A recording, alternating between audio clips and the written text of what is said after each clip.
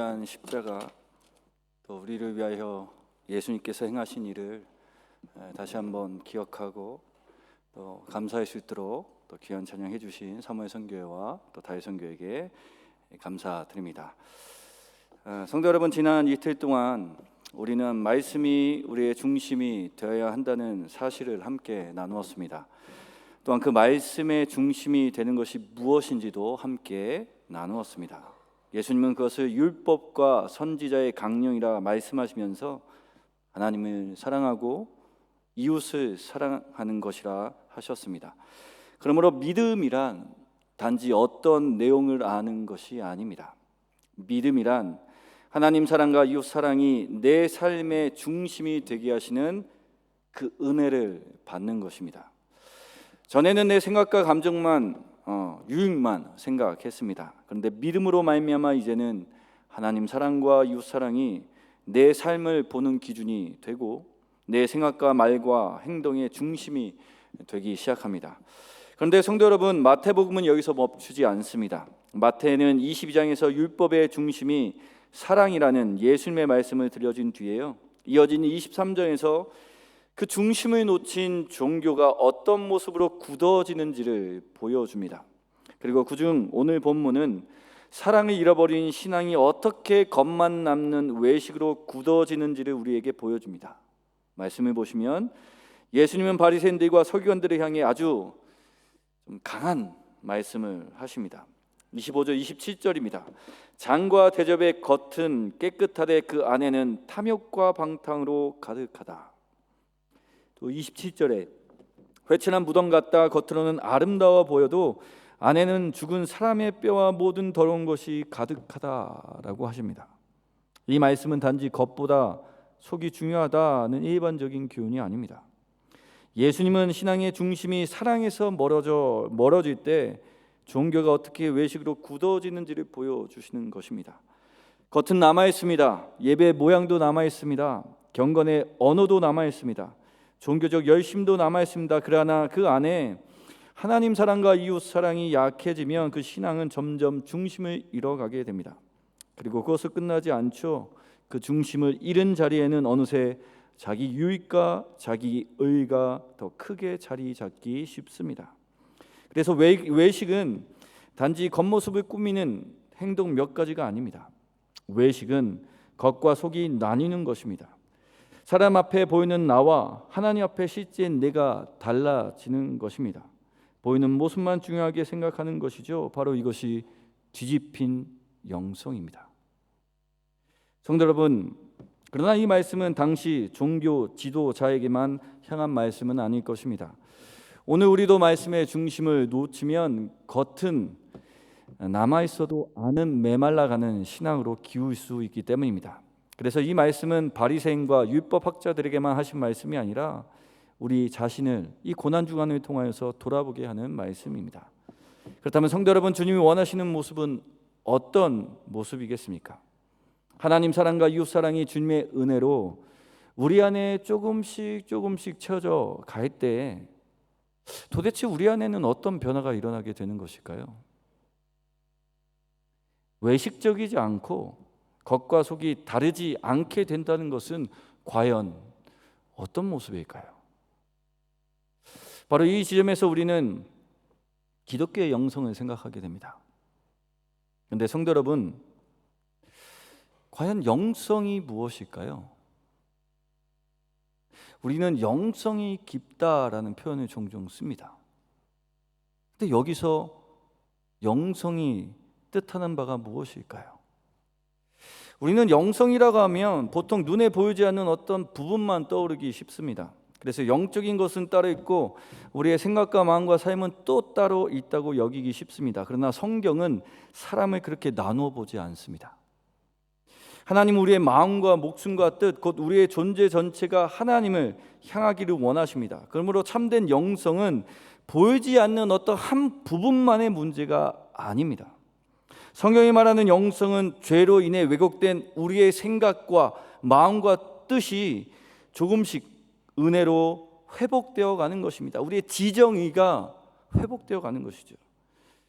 그 회복은 우리가 일반적으로 생각하는 영적인 면만 새로워지는 것이 아닙니다. 우리의 삶 전체가 그리스도 안에서 새로워져 가는 것을 의미합니다. 그러므로 참된 영성은 기도를 오래 하는 것, 성경을 많이 읽는 것, 예배를 자주 드리는 열심 그 자체를 가리키는 것이 아닙니다. 물론 이런 훈련들은 매우 귀합니다. 그러나 영성은 그렇게 작게 축소할 수 없습니다.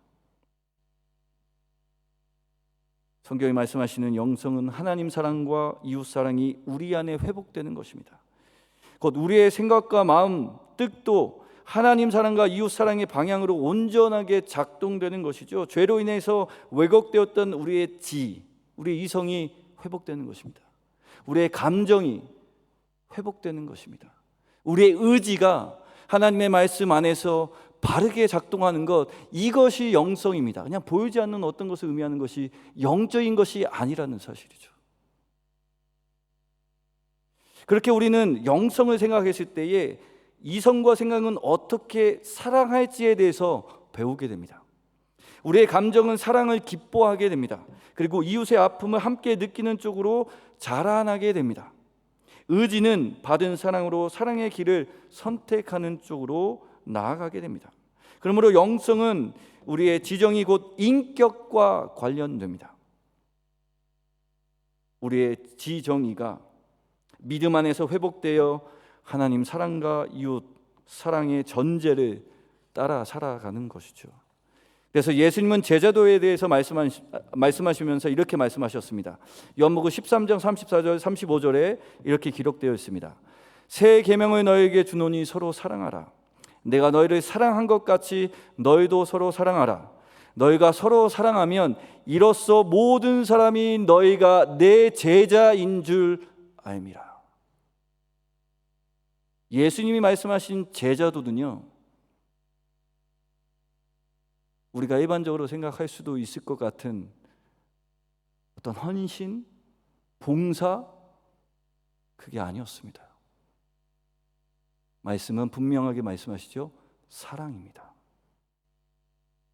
그러므로 기독교 제자도 곧 영성은 그 사랑 때문에 결국 우리의 말과 태도와 관계와 연결됩니다. 곧 우리의 성품과 연결됩니다. 그리고 바로 이 지점에서 우리는 우리의 자신의 기질과 성향도 함께 돌아보게 됩니다. 성도 여러분, 사람마다 타고난 기질은 다릅니다. 어떤 사람은 급하고요, 어떤 사람은 조용하고요, 어떤 사람은 표현이 많고 어떤 사람은 신중합니다. 이런 차이 자체가 잘못된 것은 아닙니다.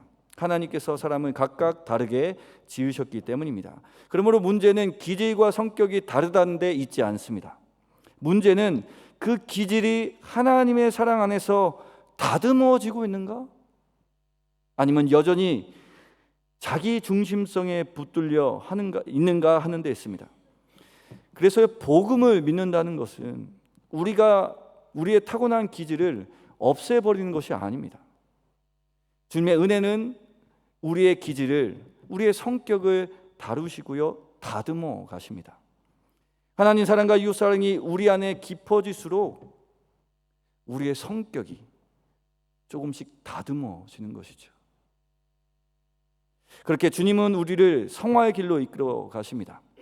성격을 온전히 다룰 수 있는 성품이 자라날 수 있도록 도와주십니다. 성도분, 성화는요, 성품의 변화입니다. 우리가 거룩한 길을 간다고 했을 때에 좀 너무 큰 것을 생각할 때도 있는 것 같습니다. 그러나 성경이 말하는 성화는 성품의 변화입니다. 이것을 사도 바울은 갈라디아에서 성령의 열매로 설명합니다. 사도 바울은요, 강력하게 복음을 전한 뒤에 복음을 믿는 사람들이 복음을 믿게 된 이후에 어떤 방향으로 나아가게 되는지 알려주십니다. 그것은 죄의 지배에 따라 살아가는 것이 아니라 성령을 따라 살며 성령의 열매를 맺는 것입니다. 이때 성령의 열매는 9가지로 나타나는데요, 그 가운데 가장 먼저 나오는 열매가 사랑입니다. 그리고 많은 해석자들은 이 사랑이 단지 첫 번째 열매뿐만 아니라 나머지 열매들을 이끄는 중심이라고 설명합니다. 그래서 희락과 화평과 오래 참음과 자비와 양성과 충성과 온유와 절제도 결국 사랑과 깊이 연결되어 나타나는 열매라 말할 수 있습니다. 사랑하기 때문에 함께 기뻐할 수 있는 것이죠. 사랑하기 때문에 어려움 속에서도 화평을 이루려 할 수 있습니다. 사랑하기 때문에 오래 참을 수 있고요. 사랑하기 때문에 자비를 베풀 수 있고요. 사랑하기 때문에 온유와 절제를 배워갈 수 있습니다. 이 9가지 열매를 보십시오. 다 성품입니다. 화려한 어떤 건물을 세우고 숫자가 많아지고 그런 말씀이 없습니다. 다 성품입니다. 그렇습니다. 성도 여러분, 말씀이 내 마음의 중심이 되고 하나님 사랑과 이웃 사랑이 내 삶의 기초가 되면 이렇게 성령 하나님의 인도하심에 따라 영성의 회복이 일어나고, 그 영성의 회복은 9가지 성령의 열매 곧 성품의 성숙으로 이어지게 됩니다. 성도 여러분, 이것이 하나님 나라의 복음 안에 담긴 내용입니다. 하나님은 죄인을 구원하실 뿐만 아니라 그 사랑 안에서 살아가게 하십니다. 성화의 은혜로 우리의 성격을 다듬으시고 성품을 빚어가십니다. 그렇다면 왜 그렇게 하실까요? 그렇게 할 때에 이미 우리 가운데 시작된 하나님의 나라가 더 분명하게 드러날 수 있기 때문입니다. 더 나아가 하나님의 나라를 함께 세워갈 수 있기 때문입니다. 그러므로 성도 여러분, 복음을 단지 죽어서 천국 가는 약속으로만 축소할 수는 없습니다. 그것이 복음의 핵심 메시지가 아닙니다. 일부분이죠. 이렇게 복음을 짧은 잠언이나 시의 한 구절처럼 믿음은 죽어서 천국 간다, 이렇게 축소해서는 안 됩니다. 왜냐하면 복음은 하나님 나라가 죄의 지배 아래 있던 우리를 어떻게 구원하셨는지, 그리스도 안에서 우리가 어떻게 죄의 지배에서 벗어나 성령을 따라 살아가도록 하셨는지, 그리고 그 은혜 안에서 앞으로 어떤 방향으로 우리가 나아가야 하는지를 보여주는 큰 이야기이기 때문에 그렇습니다. 또한 복음이 이렇게 큰 이야기이기 때문에 서로 다른 우리의 모습과 삶도 그 안에서 함께 이해되어지고 받아들여질 수 있습니다. 복음이 작은 이야기였다면, 한 문장이었다면 서로 다름과, 그렇죠? 그런 모습들은 받아질 수가 없습니다. 배타적이 되는 것이죠. 또한 그렇기 때문에 서로 다른 우리가 하나님 사랑과 이웃 사랑을 함께 품고 하나님 나라, 그 나라를 향해, 그 같은 목적을 향해 나아갈 수 있게 됩니다. 이 안에서, 이 큰 그림 안에서 하나님이 역사하셔서 우리의 영성, 곧 우리의 성품을 성숙되게 하십니다. 그런데 성도 여러분, 이 말씀을 들으면 우리 안에 질문이 또 올라옵니다. 그렇다면 지금 당장 완벽한 사람이 되라는 뜻입니까? 사실 현실은 그렇게 살 수 없지 않습니까? 성도 여러분, 오늘 본문은 우리를 완벽주의로 몰아가는 말씀이 아닙니다. 주님은 겉을 꾸미는 위선에서 돌이켜 우리 안을 주님께 내어드리라고 부르십니다. 그 뒤깊은 영성을 다시 한번 회복할 수 있도록 부르십니다. 그러나 이것은 당장 흠 하나 없는 사람이 되라는 요구가 아닙니다. 하나님 우리의 연약함과 한계를 이미 알고 계시기 때문입니다. 그러므로 예수님께서 오늘 본문에서 바리새인들을 향해 이렇게 강하게 말씀하신 것은 단지 정죄하기 위해서만은 아니었습니다. 그들의 겉과 속을 드러내심으로 다시 회개와 회복의 길로 부르시기 위함이었습니다. 그러나 많은 종교 지도자들은 그 부르심 앞에서 돌이키지 않았던 것이죠. 반면 성도 여러분, 예수님의 제자들을 생각해 보십시오. 그들이 바리새인들보다 낫던 것이 있었습니까? 그들도 그들과 같이 똑같이 실패한 사람들이었습니다. 베드로도 넘어졌고요. 다른 제자들도 여전히 경쟁심과 자기 욕심에 흔들릴 때가 있었습니다. 그래서 예수님께서 십자가의 길로 나가시는데도 불구하고 그것을 모르고 높은 자리를 요구했던 제자들도 있었습니다.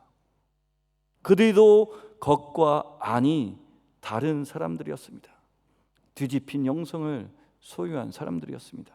그러나 예수님은 그들을 다시 일으켜 세우셔서 더 깊은 성숙의 자리로 이끄셨습니다. 그렇다면 성도 여러분, 오늘 주님은 우리를 어떻게 다루시겠습니까? 우리의 연약함을 외면한 채 당장 완전해지라고 몰아가실까요? 아닙니다. 그럼 우리를 어떻게 인도하실까요? 하나님은 우리를 포기하지 않으시고 시간 속에서, 공동체 안에서 조금씩 다듬어 가십니다. 하나님은 오늘 이렇게 한자리에 모여 같은 말씀을 나누게 하십니다. 그리고 그 말씀 앞에서 우리 자신을 돌아보게 하십니다. 또한 같은 공동체 안에서 하나님의 말씀 앞에 먼저 선 이들을 통해 여러 가지 경험을 하게 하십니다. 주님의 은혜로 성화의 길을 걸어가는 사람들을 통해 사랑으로 절제하는 모습을 보게 하십니다.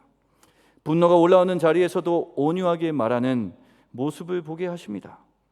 실수한 사람을 쉽게 정죄하지 않고 기다려주는 모습을 보게 하십니다. 상처를 받아도 관계를 끊어버리기보단 오래 참으며 품어주는 사랑도 경험하게 하십니다. 바로 그런 경험들을 통해 하나님은 우리를 조금씩 또 조금씩 다듬어 가십니다.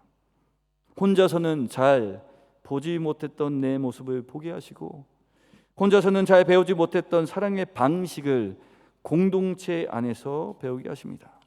그렇게 하나님은 우리의 성품을 사랑으로 바꾸시고, 그렇게 변화된 사람들을 통해 다른 이들도 변화시키십니다. 철학자 한병철의 말로 하면 사람은 혼자 자라는 것이 아니라 공동체를 이루는 반복과 질서 속에 함께 다듬어집니다. 그래서 때론 이렇게 절기, 특별 기도에 힘들고 어렵지만 이 기간을 갖는 것이 중요합니다. 함께 모여서 우리가 모두가 받은 그 공통된 은혜를 다시 한번 기억하고 그 은혜에 힘입어 다시 한번 서로와 또 나 자신을 바라보게 되는 시간, 예식, 그 시간을 갖는 것 너무나 중요합니다. 근데 요즘에는 예배는 삶으로 하는 것이죠, 그런 말이 너무 또 치우쳐진 것 같습니다. 그래서 이런 예식, 함께 모여서 같은 은혜를 나누고 같은 목적을 바라보는 시간에 대해서 그렇게 중요하게 생각하지 않게 된 것 같습니다. 예배 나오지 않아도 삶으로 예배 드리면 되지, 그것도 좀 바로 잡아야 되지 않을까, 균형이 맞춰져야 하지 않을까. 되게 좋은 말이고 그렇게 해야 하는 건 맞는데요, 너무 또 치우친 것은 아닐까라는 생각도 동시에 하게 됩니다. 성도 여러분, 신앙도 그렇습니다. 하나님은 공동체 안에서 서로를 통해 우리를 빚어가십니다.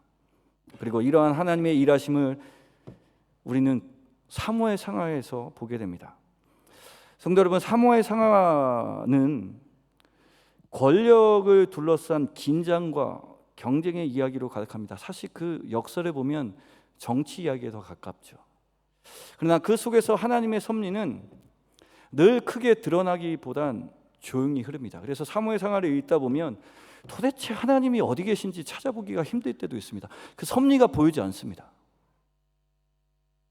그럼 그 조용한 섭리를 우리는 어떻게 알 수 있을까요?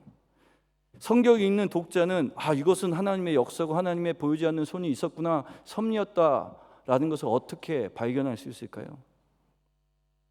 바로 한 사람의 성품이 변화가는 데서 나타납니다.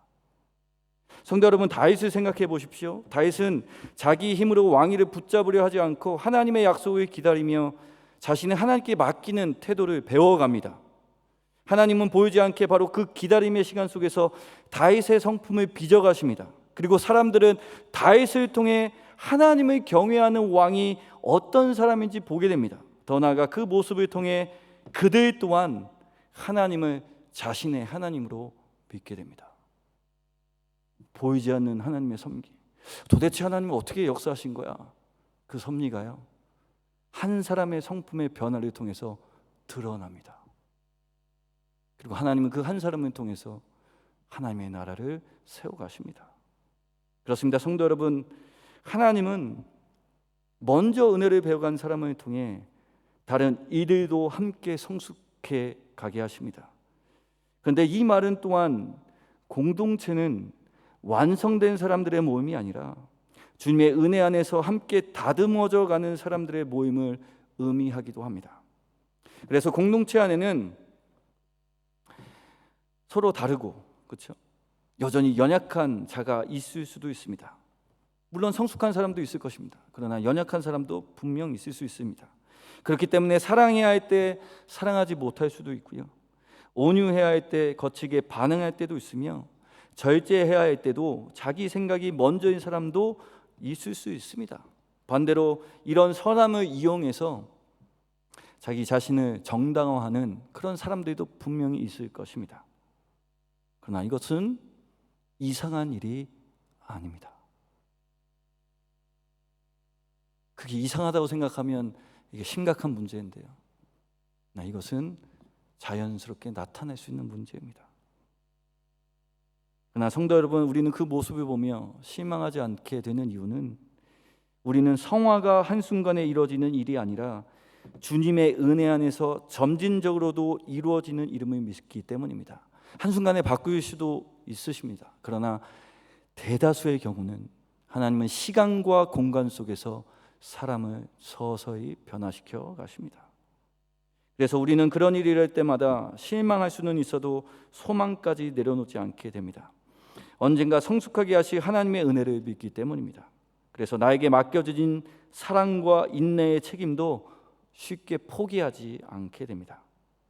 성도 여러분, 바로 여기에서 조금 더 먼저 다듬어져 가고 있는 사람들의 역할이 중요해집니다. 만일 우리가 나의 실패와 다른 성도들의 실패를 그저 정죄와 낙인으로만 받아들인다면 결국 그 실패는 실패한 사람에게도, 그것을 지켜보는 사람에게도 절망과 체념의 자리로 남게 됩니다. 그러나 성도 여러분, 처음부터 성숙한 사람이 누가 있겠습니까? 하나님께서 나를 빚어가신 것처럼 하나님께서 그 사람도 빚어가실 것이라는 믿음으로 아직 성숙해 가야 할 사람을 품는다면 우리는 그 실패의 자리에서도 다시 일으키시는 하나님의 은혜를 함께 경험하게 될 것입니다. 성도 여러분, 사람은 경험을 통해 더 깊이 배우는 존재인 것 같습니다. 특히 현대 사회에서 이전보다 더 경험을 중요시하는 사회 같습니다. 그래서 이런 은혜를 경험을 통해 나누지 못한다면 우리는 실패를 통해서도 우리를 다듬어 가시는 하나님의 손길을 깨닫는 것이 어려워질 수도 있습니다. 성도 여러분, 기독교 신앙에는 분명 승리의 이야기가 있습니다. 그런데요, 실패의 이야기도 참 많습니다.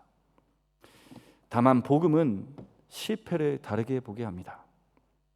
실패가 끝이 아니라고 말합니다.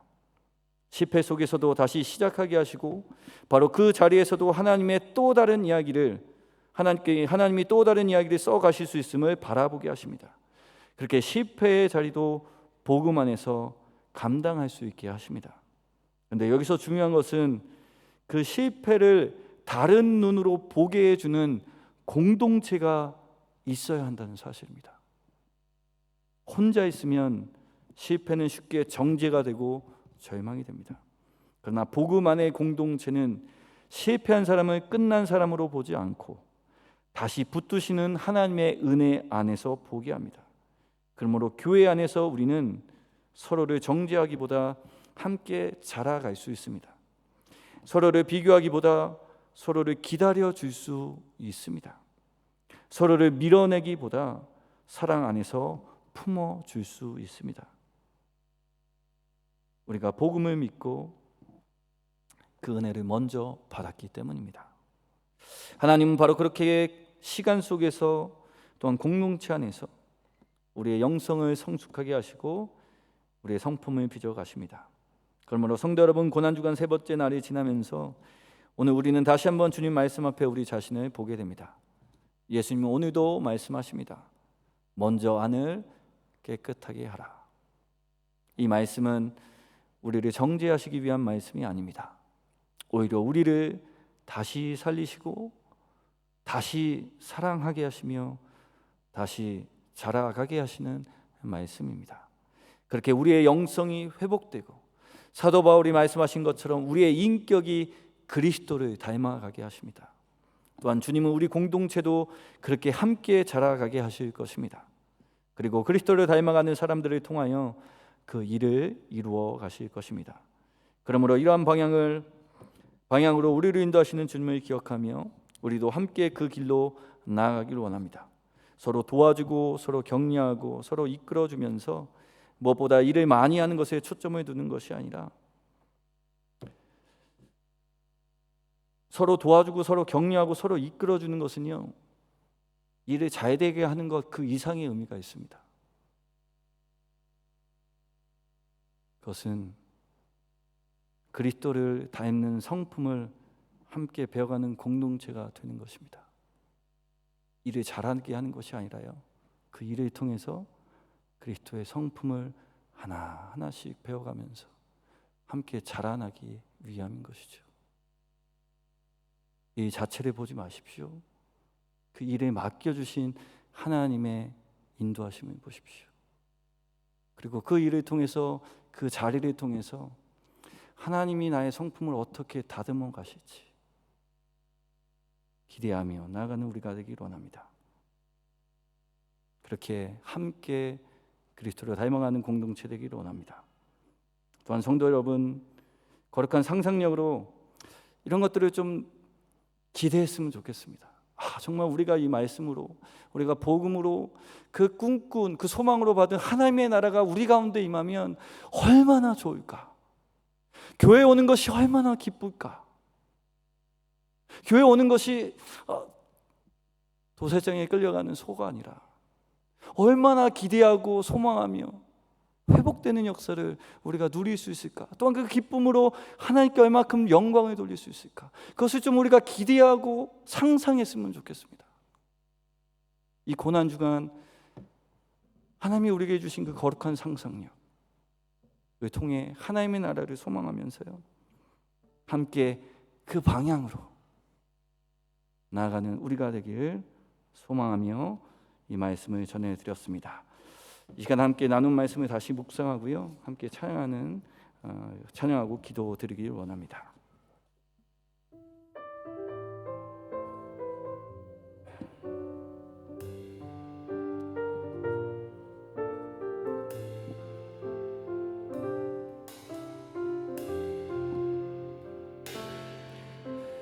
이 세상을 살아가는 동안에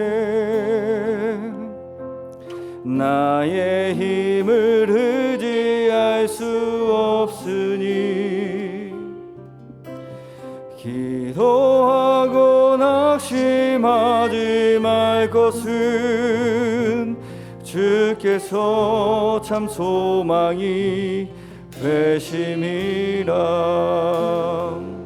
하나님의 꿈이 나의 비전이 되고 예수님의 성품이 나의 인격이 되고 성령님의 권능이 나의 능력이 되길 원하고 바라고 기도합니다. 주의 길을 걸어가는 동안에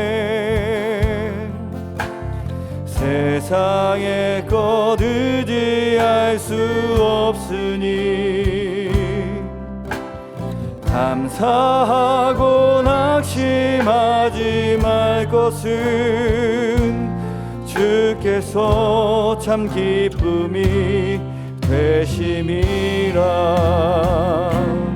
하나님의 꿈이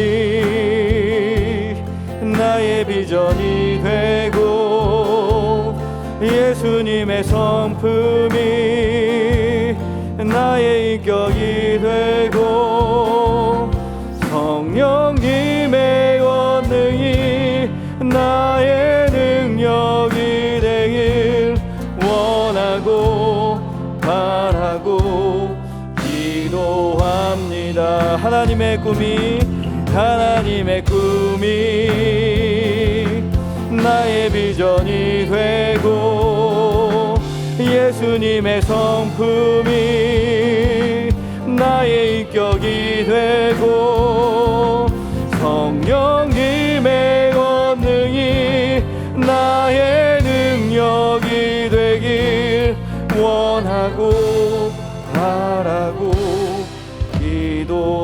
합니다.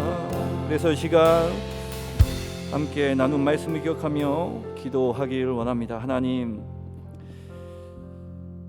믿으며 우리 마음 가운데 하나님을 사랑하고 이웃을 사랑하는 말씀을 주셨다면 그 말씀을 따라 살아가면서 하나님의 우리의 인격이 그리스도를 닮아갈 수 있도록 인도하여 주시옵소서.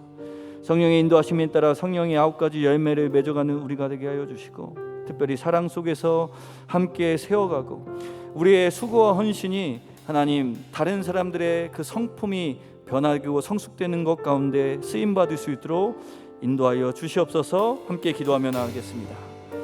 하나님, 그렇습니다. 하나님, 우리를 구원하여 주시고 하나님의 백성이 삼아 주셔서 하나님의 나라를 꿈꾸며 나아가게 하시니 감사합니다. 그러나 그 놀라운 큰 그림 안에 하나님 우리에게 역사해 주셔서 또 성령 하나님을 통하여서 우리에게 이루어주신 것 중에 하나는 바로 우리의 성품이 변화되는 것입니다. 우리의 성품이 성숙되어져 가는 것입니다. 우리의 성품이 그 영성이 회복되어서 하나님 우리의 지정의가 하나님의 은혜 가운데 다시 한번 회복되는 것입니다. 하나님의 사랑으로 말미암아 하나님 그 사랑을 배워가는 것입니다. 그렇게 우리의 이성이 하나님 우리의 판단력이 우리의 분별함이 사랑함으로 하나님 바뀌게 되는 것입니다. 또 하나님 우리의 감정이 변화되는 것입니다. 우리의 마음 가운데 사랑이 많아지는 것입니다. 이해하는 마음이 많아지는 것입니다. 온유한 마음이 많아지는 것입니다. 하나님 긍휼한 마음이 많아지는 것입니다. 하나님 때로는 어렵지만 하나님 그 말을 쏟아내는 것이 아니야. 하나님 온유하며 절제하며 때론 그 말을 마음에 삼키면서도 하나님 인내함으로 하나님 품어가는 것입니다. 그렇게 우리의 감정을 변화시켜 가십니다. 또 하나님 우리의 이지를 하나님 변화시켜 가셔서 온전한 의지가 되게 하여 주십니다. 사랑하는 일에 결단하게 하십니다. 하나님 더욱더 하나님을 사랑하고 이웃을 사랑하는 것에 하나님 우리의 결단이 있게 하십니다. 그렇게 우리의 성품이 변화되게 하여 주셔서 그리스도를 닮아감으로 하나님 바로 우리를 통하여서 하나님 많은 사람들이 다시 한번 그 그리스도의 사랑을 경험하게 하여 주십니다. 그렇게 함께 자라나는 공동체, 그렇게 함께 성숙해가는 공동체, 그래서 서로 얼굴을 대할 때에 함께 기뻐할 수 있는 공동체, 위로받을 수 있는 공동체, 때로 함께 도전하면서 하나님 옳은 길, 의의 길을 선택하게 하는 그런 공동체, 하나님 그런 공동체를 하나님 우리에게 세워가 주십니다. 하나님 이것을 우리가 놓치지 않게 하여 주시옵소서. 우리가 복음을 믿는 것이 단지 하나님 천국 가는 것에 그치지 않게 하여 주시고 하나님 그 놀라운 은혜를 넘어 오늘의 삶 가운데 우리 가운데 역사하여 주셔서 우리의 성품을 변화시켜 주셔서 이미 우리에게 임한 하나님의 나라를 맛보게 하여 주시고 하나님 지금보다 하나님 더 나은 세상, 더 하나님 거룩한 하나님의 나라, 그 기쁨의 나라, 사랑의 나라를 함께 꿈꿔가면서 그 방향을 향해 합심하여 하나님 한 몸을 이루게 하여 주시는, 그래서 다름이 극복되어지고 하나님 서로의 그 다름이 또한 하나님의 놀라운 은혜로 변화시켜 주시는 그런 은혜를 경험하는 우리 모두가 되어줄 수 있도록 하나님 함께하여 주시옵소서. 이 시간 이 고난주간을 통하여서 그렇게 회복되게 하시는 은혜, 또한 그 방향을 잃어가지 않는 우리가 되게 하여 주셔서 하나님 이 방향을 통하여 함께 나아갈 때에 하나님 우리가 그렇게 소망했던 또 그 소망 중에 받았던 그 하나님의 나라를 실제로 경험케 하여 주시고 그것이 하나의 이론으로 그치는 것이 아니라 경험되는 실제 하나의 은혜가 되게 하여 주셔서 그 은혜를 맛봄에 따라 교회에 오는 것이 기쁘고 내가 신성교회 성도가 되었다는 것이 얼마나 귀하고 복된 일인지를 고백하게 되는 우리 모두가 될 수 있도록 하나님 함께 하여 주시옵소서. 하나님 그 은혜를, 그 방향성을 잃지 않게 하여 주시옵소서.